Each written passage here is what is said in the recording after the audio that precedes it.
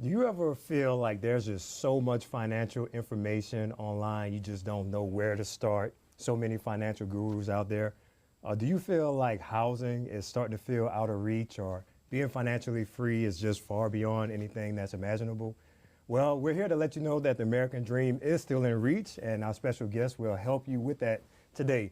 So welcome back to TRS Talks, our live stream series, our limited series that's here to help you make financial decisions during open enrollment and beyond. So we realize that your retirement planning is more than just your pension planning, and we want to bring in financial experts and other subject matter experts to make sure that you're making the best decisions during open enrollment and beyond.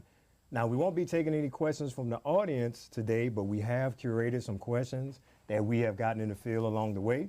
So make sure that you come back and check out the recording. And to do that, you need to like and subscribe. So take a second to like and subscribe here on YouTube or Facebook or Twitter or X or LinkedIn. And make sure that you're coming back and share this with a friend if you haven't already. So with us today, we have Mr. Luke Atwood, who is a senior finance and accounting major at the University of North Georgia, hailing from Habersham County, GA. Luke has had a passion for finance since a young age, and he has plans to pursue a career in financial advisory services. He's also working to achieve that CFP designation, Certified Financial Planner designation. That's no easy task. As the CEO of the Investment Club, he leads an organization in managing a portfolio with over $58,000 in assets. He has also helped to write curriculum for teachers on how to teach financial literacy in math classes. Luke is an on-campus leader for UNG Wesley Collegiate, a campus ministry in Dahlonega, Georgia. Additionally, he writes discipleship curriculum for a Christian men's ministry, Salty Men of God, based out of Texas. Furthermore, he loves exercising. He told me that he is a power lifter, Yes, powerlifting, going to church and spending time with his family. So without further ado, how about we get started? Welcome, Luke. Thank you for coming today. Yes, sir. Thank you for having me. All right. So before we get started, we got to do a quick disclaimer.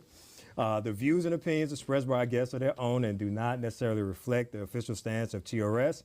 TRS does not endorse any specific financial advice, products, or companies. So you are encouraged to do your own financial research. At the end of the day, do your own homework before making any decisions. So this is going to help you, but at the end of the day, you got to figure it out on your own. So, all right, let's go ahead and get started, Luke. Yes, sir. All right, so I read a little bit about your bio, but can you tell us about your personal journey and what sparked your interest to get started in the Stock and Investment Club at UNG? Well, first and foremost, thank you for having me. I'm a product of, many great teachers throughout my time growing up, both at UNG, Habersham Central High School, Tula Falls, and Hazel Grove. I've been blessed. When you ask me about what sparked that, my dad was a state trooper, just a retail investor trying to get by. I'm blessed with a great father. And when I was growing up at my dad's house, we always had CNBC on. And so I learned at a young age. My brother's 8 years older than me, and he's an advisor. So I feel like I was kind of raised in it. Since the age of 10, I felt called to finance in the industry, and I've just been very blessed in that. And so it started at home from a young age. Excellent, excellent. All right. So we're going to get right into the questions and help people figure out how they can get their money right, Luke. All right, so a lot of people are just starting out. We have educators that are just getting out of college. We have some people that are in TRS that right out of high school, they've started working. So people really want to know, especially in this environment that we're in with affordability and inflation, just some practical things to get started. So for those people that are just getting started in their investing journey or their savings journey, may have limited funds, what are some things that they can do? Well, the first thing I would tell you is there's no day that's better than today. So start now, even though it may seem overwhelming. I think the big thing, especially with investing personally, for the fund at school and across the board, is you got to fail a little bit. So get in there and start early at where you can learn. Along with that, just some practical tips, I would say, basically, spend less than you make. Know how much you make. Have a budget set out. Know that, okay, if I make X, I'm spending this much on getting my hair done, I'm spending this much on a car wash, this much eating out, and have a budget, because when you have a plan, it makes all your goals, financial and non-financial, way more achievable. Absolutely. Yeah, you said getting your hair done, so I'm not spending too much money in that area these days, but I do recall being in my 20s and being focused on clothing, my experiences, lifestyles, and I imagine that's probably not changed much since I've been in my 20s.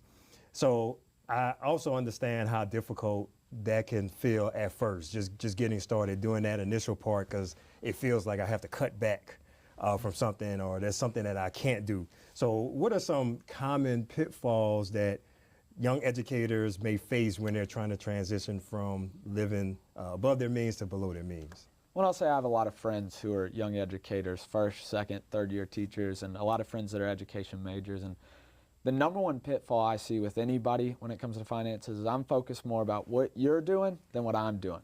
So I see, the Joneses next door just got a new car, so I got to get a new car. My friend just got married, so I need to get that going to where I'm more financially set. And the number one thing I could say to avoid that number one pitfall is focus on you. Make sure that you're right and your finances are right, because that's what I see is the moment where people start failing is when they compare themselves to others, and I spend more than I have trying to look like something that I'm not. Yeah, I've heard that comparison is the stealer of joy, and that is so true because there's so much phony stuff that's out there. So what are some ways that people can avoid those traps? It's kind of difficult with social media out there, but what are some ways to avoid the pitfalls of comparison and getting caught up? I think it's truly an intentionality thing. You have to, one, realize that everything we see on social media is not perfect. We put on our best selves online way too often, and we don't show the credit card debt that it took to get that new car, or the student loan debt it took to be able to go to that SEC school. And so what I tell people is just, you have to be intentional, and it's not in a selfish way, but being more focused on making sure my home is set up before I start looking at everybody else's. Oh, good. That's good right there, man. Y'all need to rewind that part right there. So, okay, I think most people know that they need to budget. It's kind of like dieting. It's like, I know I shouldn't eat junk food, but just a little bit won't hurt. And I think when it comes to budgeting, it's kind of the same thought process. The same can go for investing. And people know, like, I know I need to invest, but I don't know where to start or how to get started. So what is a way to get started, and what may be some misconceptions about investing? I think the biggest misconception I see is it's too complicated. It's over my head. I see on the news these guys talking about this, and I don't understand it, so I'm not going to do it. The other thing I see, we talk about getting started, is the fact of I have to have it all figured out right away. Of course, what we talk about with investing at all times is the ability to go up. But the fact of the matter is, the same way the market goes up, the market goes down. It giveth and taketh away. And so I tell people, one, you don't have to know everything at square one. When I talk about starting now, the reason I say that's so important is because you got to get your feet wet. You got to fail a little bit. I mean, the first personal trade I made was awful. With the fund at UNG that we started, we've had some great trades, and we had one trade that was down 35%. I mean, you gotta have some losers so you can learn. Failure is the best teacher outside of the great ones we have in the state of Georgia here. But I think the best way to get into it is just getting your feet wet, getting that account set up, no matter what broker that's through, and just throwing $5, $10, eating Chick-fil-A one less time a month and taking that and throwing it in that account, and then seeing what you can do with it and trying to grow it and learning along the way. Yeah, that's good. I think people don't realize that they actually can get started with $5 or $10, and some people may feel like, well, what is that going to do? So what would you say to somebody that may only have $10 a paycheck or $10 a month to get started? What would you say to that person to help them get started? Well, I mean, what I would tell them is take it, index it, and the biggest thing I can tell you too is if you don't know enough, indexes are the easiest way to go. Index it and forget it, because you're not going to beat the market if you can't put the time in to research to beat the market. It's a reason you pay a professional. They get paid because they put in the work too. And so I think it's important just to index it quick and just let it compound. I mean, the S&P is up about 20% this year, so think about it. That $10 in January is $12 now. So over time, that really starts to compound, and the market moves quick. So you want to be there for the big days. And so even if you just have $10 today, that's going to skyrocket over a year, 10 years, especially as you compound it at $10 a month. Excellent, excellent. So there's two terms before I move to our next question here that you said. For those people that may not know what indexing is, what that means, could you explain what indexing is and what the S&P 500 is, just for those that don't know? So indexes, the indices are the big compilations of stocks. It's more than one. And so the S&P 500 is a compilation of 500 stocks, unequally distributed, that we use as the benchmark for the market. The Dow Jones is another one, the NASDAQ.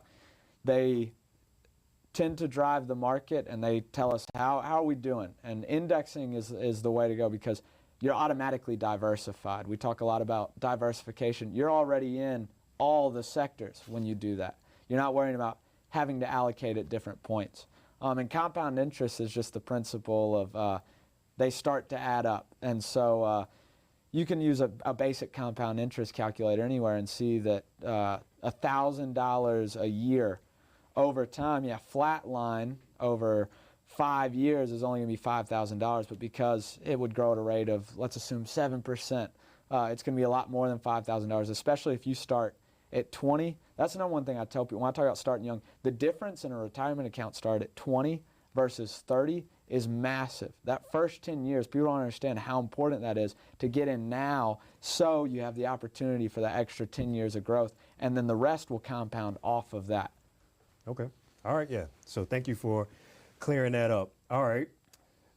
Now, student debt. That is, in my generation, is a big deal. I mean, generation above ours as well. Now, I would imagine in your generation, it's such a big deal as far as affordability and even getting started. So some people may feel like they have that burden, and they can't because of student debt. So for those that may have that, what advice could you give to them? Any tips that you can give somebody that has this massive burden of debt, but then they want to get started in saving and investing? I would tell you, I'm a firm believer that the borrower is slave to the lender, and the last person you want to be slave to is the government in that sense, because student loan debt is the only debt that when you file bankruptcy is not erased. And so it's important to keep that in mind. I'm telling you, it's tough. I've seen it. The number one thing I tell people, nobody's going to bail you out. You can't count on anybody else to come in and pay that debt for you.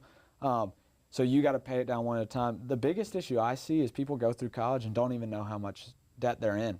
They sign off on taking it, they spend it, and then they finish school and they're like, oh man, I'm $20, $30, $40, $100,000 in student loan debt.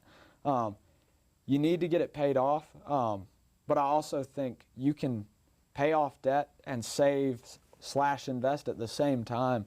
And as long as you're returning more than whatever your interest rate is, you might have a little bit more to pay off towards that debt. Paying as much as you can afford is a big thing, especially with the student loan debt crisis.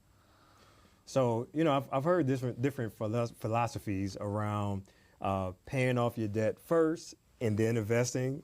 Some people say do it at the same time. Do you have a view one way or the other? Do you feel like it's personal preference? What's your take on that? I grew up listening to Dave Ramsey, and what he tells you is the debt snowball. Pay off everything and then start the rest. I think that is the easiest path, is why I tell people that one. I think you want to, but he also talks about you want to have 3 to 6 months saved in an emergency fund. So what I tell people is on the saving piece, save that emergency fund, And most banks have a money market where you can get, or even a certificate of deposit, which is going to be a little bit less liquid, but you can still gain a little bit on it. There's ways to save smartly while also being able to pay down your debt. And it all comes with, going back to that budgeting, having a plan to reach those goals.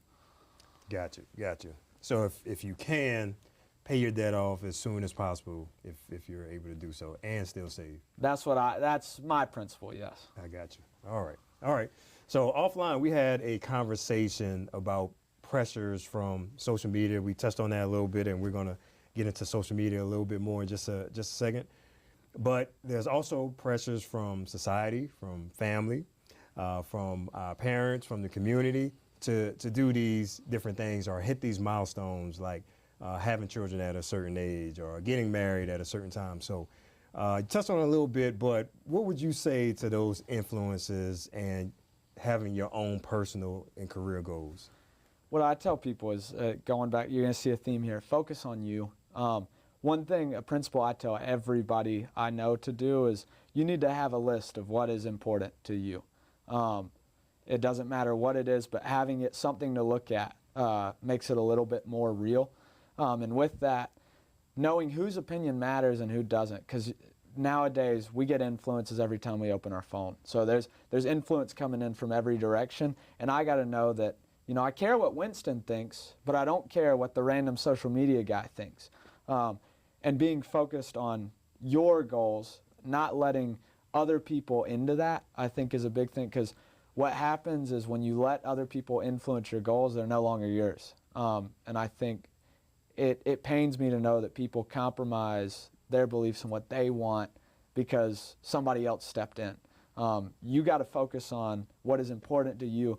And like I said earlier, it all starts at home. So you got to make sure your home is set, and then you can focus on everything else. But it's all about what is best for you and yours. Yeah, I can't agree with that more. And there's FOMO. I'm sure you've heard of FOMO, fear of missing out. And people get that with financial things, with milestones in life. I remember when I was in college, there was this race to graduate. And I saw some of my friends graduating before me, and I was just so depressed about it for some reason. But once you're out of college, it's like, okay, well, we all graduated, and then there's the next thing. Oh, they're having kids first. They're getting married first. There's so many different things, and I think social media can really just amplify that pressure on top of the family in your community, or maybe your church, or wherever that comes from. So going into social media, and if you haven't, please like and subscribe, since we're talking about social media. How do you view the role of social media in shaping the investment and financial decisions and choices that people are making now? It's doing a lot. Don't get me wrong, just like anything, there are good people on there giving sound advice. Like you?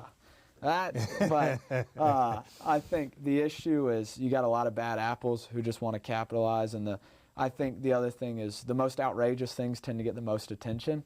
And so if I can tell you to do the most outrageous thing with your money, it's going to get likes, it's going to get views. You got to be able to discern what is and is not a bad apple. I keep seeing all these financial gurus that are selling these courses with these, they send out a photoshopped bank statement where they made $100,000 this month. And if you buy their course, you're going to do the exact same thing. And realizing I was raised that if it sounds too good to be true, it probably is. And so keeping a professional skepticism about it when you see a lot of these posts and being like, is that realistic? And again, not only is it realistic, but is it realistic for me and my people? So if I see the commercial about the secret AI robot that can trade Forex and crypto at the same time that nobody has access to, then maybe I should be skeptical about that? Yeah, I'd probably pass on that one. All right, so what are some key factors when you're trying to evaluate, okay, is this a bad apple or is this a good apple online? Is there something that if I don't know anything about saving or investing, what should I look out for? You pointed out one, which is, if it sounds too good to be true, then it probably is. And that is tried and tested. But what are some other red flags that you can speak to? A big one, I think, is does this benefit them? That's a big one. Is if you buy their course, yeah, that 100% benefits them. So it is for their benefit to push content to make you buy their stuff.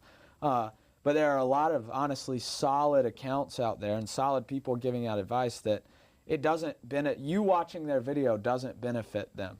And so having that mindset of what is this person getting out of me watching this, or going forward and buying this course, or the whole 9 yards.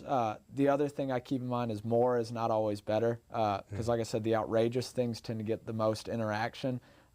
It's important to realize that more likes does not always mean that that person's more credible.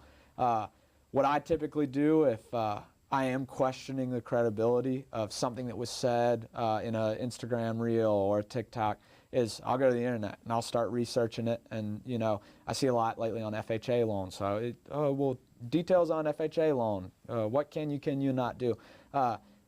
You would not believe how much the extra 1-2 minutes of fact-checking somebody really can make a difference in your financial journey. That's excellent. That's excellent. Yeah, I think, and I've been guilty of this myself, not taking enough time to do a little fact checking, digging in, and it's so easy now, and there's so many tools out there. And we're going to talk about some resources and tools later. But that was excellent what you said earlier about the bad apples, the good and bad apples.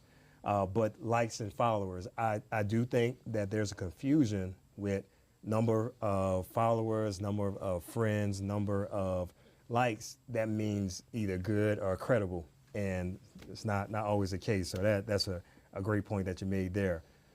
Now, you know, I mean, I know there's good and bad online as well. So when it comes to the apps that we have, you know, there's a plethora of different apps that are out there. There's Cash App, Robinhood, PayPal, so many apps out there that's made investing easier than ever. So are there any advantages to those type of apps?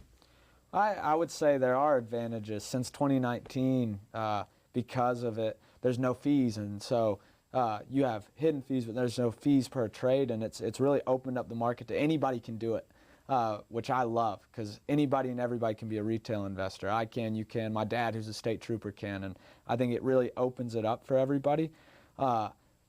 There's a lot of pluses to it. It's accessible. You can do a lot more research. Certain apps give you more than others. So you can make informed investment decisions. That's the key here. And making sure that you are informed. But I will also warn that accessibility is not always a huge plus, because sometimes it brings in kind of a gambling mindset of I can get in and I'll trade this and trade the next day, the day trader phenomenon that we are seeing. And so, again, it's going in informed. It's going in with the mindset of this is long-term, this is short-term, whatever your goals are, and shaping your investments around that. But the other big plus is that really no minimums now. And so the guy that only has $10 a month can open a Robinhood account, whereas, back in the day, my dad walked into a Merrill Lynch and was told that he had to have a certain amount of money to even make a trade there. So I think there are a lot of advantages with the new age of it, but it's all about intentionality and your mindset and making sure that you have strict goals and guidelines set in going into that. You hit on something, Luke. You said day trading. I think a lot of people have confused trading with investing. So can you kind of parse those two? What does it mean to trade and what does it mean to invest? Are those the same? I would say they're similar animals but different species. Investing tends to be long-term, more buy and hold. Trading is very short-term. I'm trying to capitalize on something quick. The accessibility opens up a lot more trading, I think. But you see all this, the pattern day trading regulation and things like that have tried to stop this. Another thing I'll say, just kind of backtracking, is most of these financial gurus are promoting trading, not investing. That's another thing to look at. If they're promoting trading, they're typically not going to be a sound one. But I think investing is the tried and true proven. I believe Benjamin Graham, I believe Warren Buffett, and they've shown that investing is the way to go. Don't overcomplicate it. And way too often when you're trading, you may make some money, but you're going to get burned eventually. Well, yeah, there's a difference between slow cooking and fast food, and I guess the same applies when it comes to investing. Now, you know, the trading apps, they make it free and fun, free to a certain extent.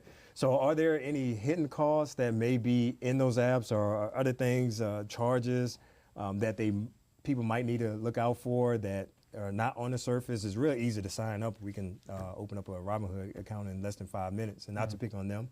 But what are some hidden charges or fees that might be there? I mean, just speaking from experience, my account is with a certain brokerage firm, and I was in a stock that did a split, and I got charged a $38 split fee, and I, like everybody else, had seen no fees, no fees, and I called them and I was like, what's the deal with this? And they said, well, you should have looked at our fee structure. So I encourage everybody, when you open these accounts, it is worth the $30, $40, $50 fee that you might get hit with not knowing, to look at it and see, oh, there's a fee for this, there's a fee for that. All of them have to post their hidden fee structures, but if you look up their fee structures, you'll find that. And just being informed and knowing kind of the rules of the game you're playing will save you. It would have saved me $38, but it could save you a lot more. Yes, indeed. So got to read those terms and conditions, right? Just don't click on it. Okay, all right. So they're there for a reason, and I'm assuming that you're speaking of fee schedules and terms and conditions that we say yes to and don't look at, right? Yes, sir. All right. All right. So we're going to switch gears here a little bit. One thing that we hear a lot from our members is that they just don't have the time. So one hand, there's money. Some people may say, I don't have the money to do it. But the other hand is the time. And my mom was a parapro, so I get it. My wife taught for several years, so I get it. There's a lot of time that goes into being an educator or being in the education system. So for those people that may feel like they don't have the time to do all these things, what are some practical tips that you can give them to set themselves up for success? Well, I would say first, my girlfriend's roommate is a second grade teacher, so I've been on the couch at 7:30 p.m., helping her go through assignments and stuff. So I get it. It is you don't have the time. I understand that sentiment. But first, you make time for what's important. And if you want to retire one day, it's important to you. And so it's worth taking, 5, 10, 15 minutes a week just to have those intentional conversations, have those goal planning sessions, and look at your bank statements, see what you have. The other thing I would say is it doesn't hurt to have somebody in your corner, whether that be a professional that you are paying and hiring on, like I aspire to be, or it could just be somebody, a cousin, an uncle that understands, works at a bank, or that understands the landscape, somebody in your corner to help guide you and shepherd you along that process. We all need a helping hand every now and then, and so it's good to have somebody, especially with something this important. Oh, yeah, for sure. Accountability partner. So I would imagine when you're powerlifting and throwing up 500 pounds, there you need a partner to help you and maybe even help you come to the gym sometimes. So I imagine it probably is the same for investing and saving and that sort of thing. Yes, sir. Okay. All right. So with long-term goals, we have a pension, and it's very good. It's a pretty good pension system that we have here, but some people just cannot see themselves doing 20 years or 30 years. And the same may be true for investing. It's like, man, thinking 10 years down the road, thinking 20 years down the road. I remember living for the weekend. I was just trying to get to Friday just to go out. So if you're in that boat and you need to start shifting to some long-term goals, what are some things that people can do in order to shift the mindset and start going towards setting long-term goals? I think, again, goes down to the intentionality. First off, like having a pension is a blessing. They're a dying breed. My grandfather was a lineman and had one and set my grandma up for the rest of her life. And I think knowing what tools you have, number one, and planning around those tools, and again, going back to what I said earlier, knowing what's important to you. If travel is important to you, we need to plan around it. If a long-term goal is I want to be able to travel after I retire, having money set aside for that, having money that's growing aggressively maybe towards that goal. if security is your priority, if you just want to retire and make sure that you have enough money until you die and have a nest egg to leave to your heirs, knowing what your goals are and setting them. And I think it's tough at 20, 30 to think about 50, at 50, at 60, what I want to be doing. But I tell people all the time, Luke 30 years from now will be thanking Luke today for making smart financial decisions. And you see that throughout. If you want to be able to be generous and bless people, you gotta have it. And I think knowing what's important to you and being able to set those long-term goals is number one. That's excellent. Yeah, so let's talk about generosity for a little bit, because I do think that we tend to look at ourselves with our financial goals, and I'm guilty of it. There are certain things that I want to have by the time that I'm 50, by the time that I'm 60. I do want to travel. I do want my kids to have certain things, but there are goals like being generous that maybe we should think about as well. So how can setting even personal financial goals help to reach some goals like being generous? I mean, first and foremost, I'm a Christian, and I believe it talks about being a cheerful giver, and I think money is a tool at the end of the day that can allow us to travel, it can allow us to buy things at the grocery store, but it can allow us to bless other people. I've been the beneficiary of many blessings through scholarships and so many other things, and I think using it as that tool is important. People underestimate generosity. Not only does it make the person getting something feel good, it makes us feel good. Think about Christmas. You love seeing your kids excited to open gifts. And I think setting those goals now allows for you to be generous down the road. There's a reason people like to not only have enough to live until the day they die, but have enough left over so they can be generous to their heirs, or I've seen people donate to charities, things like that. Because not only does it make them feel good, it makes us feel a lot better. Yeah, I can't agree with that more. So kind of staying in that same vein, with being generous and being in, say, community groups, I have seen cases where bad actors will come in and latch themselves on to those type of groups, whether it be a religious group, it may be a fraternity or sorority, it may be a workplace, it might be an ethnic group, and somebody will come in and grow some type of, exploit an affinity that you may have for the same thing. It might be gaming, again, it might be religion. So with scams and frauds that latch themselves on to those type of groups, what are some red flags that people could look out for if somebody all of a sudden starts talking finances or investing in those type of groups? Number one word you need to know, fiduciary. When someone is a fiduciary, that means they have to act in your best interest. Somebody's not a fiduciary, not saying they will, but they have the opportunity to act solely in their best interest. And so that's when we're talking finances, you have to know that term, because as a fiduciary, they have to act in your best interest. With the red flags, again, going back to what does this person get out of this? They want my money.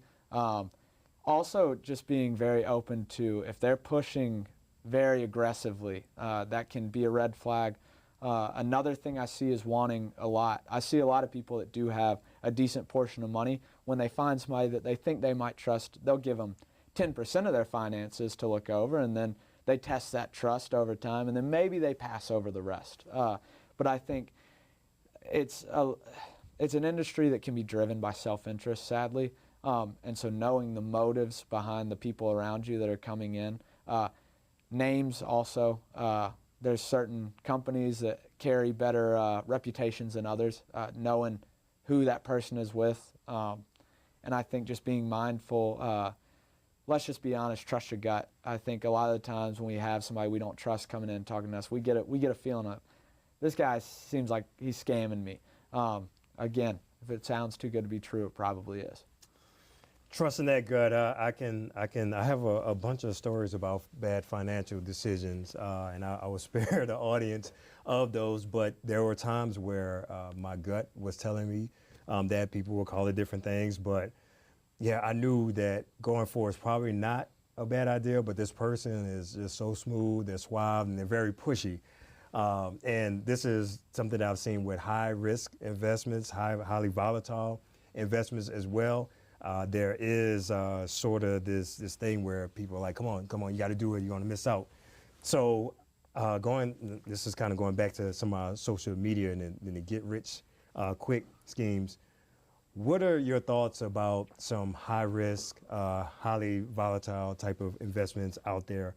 One thing that I've seen, well, several things I've seen out there that have become very popular in the past few years, especially during the pandemic, was Forex, leverage trading, crypto trading, because of the high velocity. So do you believe that they're suitable or not for people that are getting started?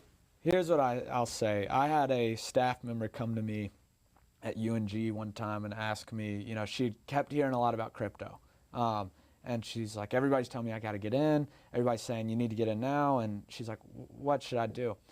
And I told her, I said, I'm not going to say I'm totally against it. There's places maybe for cryptos want to hone in on in very small portions.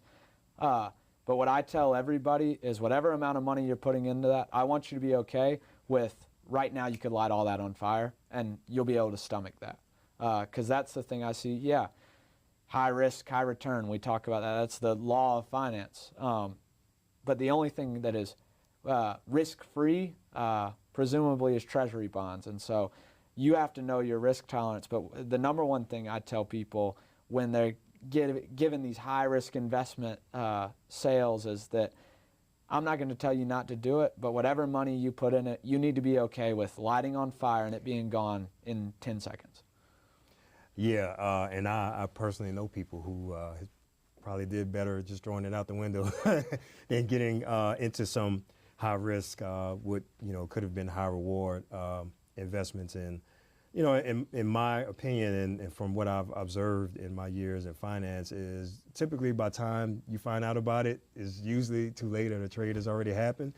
So unfortunately, a lot of people will get burned. Now there are going to be people that, despite what you say, Luke, they're going to push forward and they're going to make those high risk investments. So for those that do want to take on more leverage, what piece of, other than being okay with it going to zero, are there ways that people can hedge themselves if they're going to push into something that's high risk? First off, kind of the rule of finance is the older you are, the less risk you need to be taken. So I tell everybody, especially those high-risk ones, if you're over the age of 40, don't even think about it because you can't afford the risk that's accompanied with that. Like I said, we talk about high risk, high return, low risk, low return. That's the simple law of finance. And I think being diversified, like we talked about earlier, is one thing. You gotta make sure that you're making an informed decision with that. But also, like you said, by the time you find out, a lot of the times you're behind the trade, and so I think the best way to just hedge yourself with that is to be risk averse on the other end of it. I'm not against trying to get in on a big winner, but we need to make sure that we're, again, I hate to pound on it, but we're okay with losing that. These high risk ones I attribute a lot of time just straight up to gambling. And that kind of goes back to that day trading philosophy that you were talking about earlier. Okay, so if you're over 40 like me, then just stick with your. I'm kidding. Luke thinks that 40-year-olds are over the hill, so that's youth at its best right there. Okay, all right. I'm just kidding. All right. A couple more questions here before we wrap up. What is a good way that people can go out and find a good advisor? So we talked about a lot of the red flags to look out for, a lot of the scams, a lot of the what's in it for me type people. But if I am out there, or if there are some places online where I just want to absorb some information, like what's a good way to go about that, especially if I don't have any money? So to find an advisor, one tool, Dave Ramsey has his sponsored advisors. You can look him up on his website, and he will stick for all of them. He'll stick his neck out for any of them. So that's one tool. Another, we talked about on pursuing the CFP. trying to find a CFP is important, because as a CFP, like, one of the things I'll have to do is go through a code of ethics, and there are certain things you have to uphold, like being a fiduciary. And I think going on the CFP website, they'll tell you CFPs that are near you, or you can just, hey, we have the power at the touch of our fingertips to just look up CFPs near me. And another thing, word of mouth. If you've got somebody that you trust, that has somebody that they trust to manage their finances, if you trust their word, you know, you'll believe it. But feel that out. One more red flag I will say real quick is anybody that's promising you anything, there are no promises in finance. So if they're promising you X amount of return, that's a big red flag. So knowing your red flags and keeping an eye out for them. So promised returns in investing, that's not really a thing, right? It's few and far between, we'll put it that way. I heard it. So that's definitely a red flag. Okay, so you mentioned a few tools and resources. Are there any others that you could think of that people might want to use? Let's say you threw out some terms out there, and I know for me, when I first got into this world in banking, I had no idea. It was like a foreign language when people would throw out terms about stocks and bonds and investing.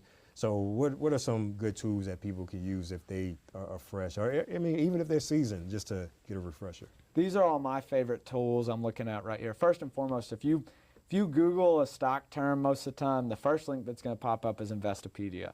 Investopedia has just about anything you would need to know about anything with investing. So that's always my number one recommendation to anybody who's trying to start out.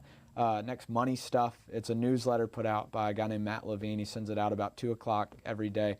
That tends to have some solid stuff in it. Love him or hate him, Dave Ramsey. For people that don't have all the information and are starting out, has some pretty sound advice.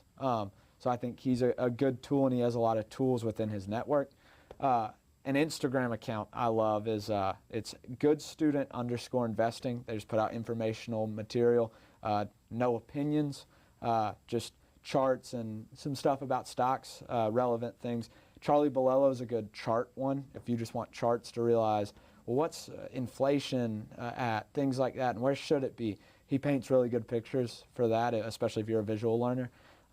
And then lastly, like I said, it was on growing up for me, CNBC.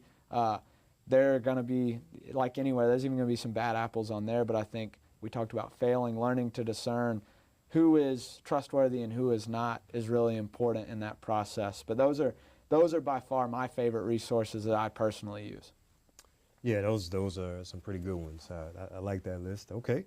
So any last words of advice, any tips, anything that you want to leave the audience with? First and foremost, like I said, focus on you. You gotta make sure your home's set up. But the number one thing I want to emphasize is money is a tool. We put a lot of power to it, but at the end of the day, it's a tool to do good, a lot of good or a lot of bad. And so making sure that you are using that tool how you want it to be used. And I encourage people to be generous. Giving from the little you have sometimes is a lot more than giving from the much you have. And so the number one thing, if I can emphasize anything today, is that money is a tool, and how you use it and how you choose to use it just determines everything about it. That's excellent. All right. So Luke, you are wise beyond your years, sir. If people want to find you, where could they connect with you? I would say just the easiest ones, LinkedIn. I'm not really on Facebook or anything like that, but I'm open to questions, I will say. So LinkedIn's an easy one, or my email. But we'll see. It's tough because I'm still a student, so I can't point you towards a certain company or anything like that. But I would say those are the two best resources with any questions. Okay. Well, we will be sure to put your LinkedIn information in the description after this video airs, and I'm sure people will have some questions about the Stock and Investing Club at UNG, and I know I've seen you present before, so I'm pretty sure it's going to be a little hard to catch up with you in the future. So if you're trying to get in touch with Luke, you might want to go ahead and do that now while you still have the opportunity. So, sir, thank you so much. This was very helpful, and I know our members will greatly appreciate this information. It's going to go a very long way. Yes, sir. Thank you so much. All right. So that wraps up our session for today. We want to thank you all again for joining us for TRS Talks. And we're going to be back here at 4 o'clock on November 4th with Cindy Lundquist, a Social Security expert. So this is for everybody. I know a lot of people think about Social Security and they're thinking, oh, that's for people that are 60 and above or people that are about to get Medicare. But you as an educator need to know some things about Social Security. So be sure to come back here. If you haven't subscribed, again, make sure that you have liked and subscribed so that you're notified about when we're going live and when we're putting this information out. So again, that wraps it up for us today. Thank you again for joining TRS Talks, and we hope that you enjoy the rest of your day and the school year. Thank you.